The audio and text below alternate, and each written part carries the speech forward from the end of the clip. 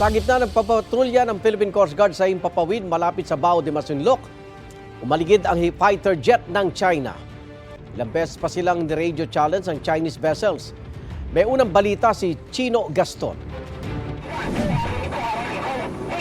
Nagsagawa ang Philippine Coast Guard ng Maritime Domain Awareness Flight sa bandang Bao de Masinloc nang biglang lumitaw ang kulay gray na Chinese J-15 fighter jet na ito.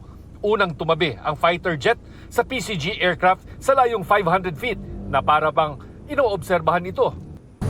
Habang tayo papalapit ng Bao de Masinloc ay napansin natin ang pagdating nitong Chinese fighter jet na higit kumulang 20 minuto nang umaaligid at umapalibot sa patrol aircraft ng Philippine Coast Guard. Ito raw ang unang beses ngayong taon na gumamit ang China ng fighter jet para mag-intercept ng patrol aircraft ng PCG. Kalaunan, umalis din ang Chinese fighter jet.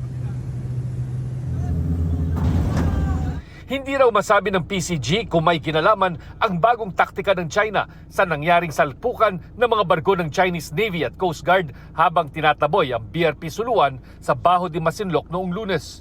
I don't want to speculate that this is a response of what had happened last Monday. But one thing is clear, no? Every time we conduct an MDA flight over BDM, they're also harassing and endangering the safety of the Coast Guard aircraft.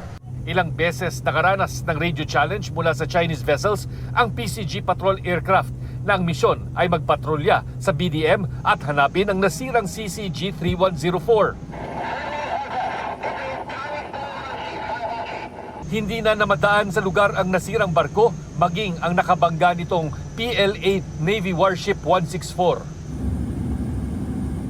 Pero nakita naman namin roon ang dalawang barko ng Amerika, ang US Littoral Combat Ship na USS Cincinnati at Arleigh Burke-class US Destroyer na USS Higgins na binubuntutan ng dalawang barko ng Chinese Navy.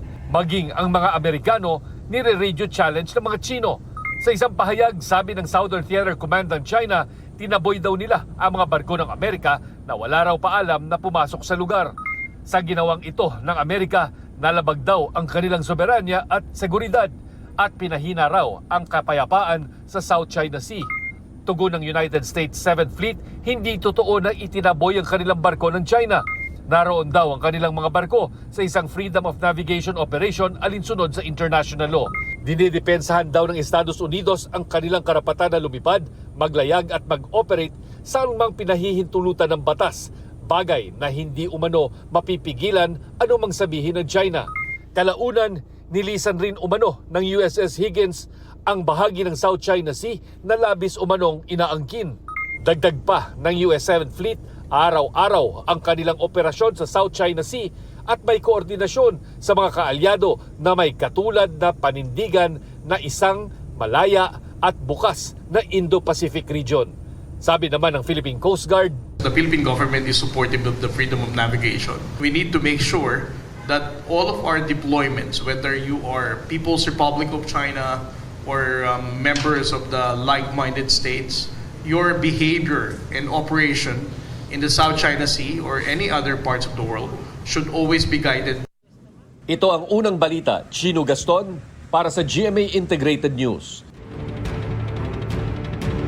Igan, mauna ka sa mga balita, mag-subscribe na sa GMA Integrated News sa YouTube para sa iba't ibang ulat sa ating bansa.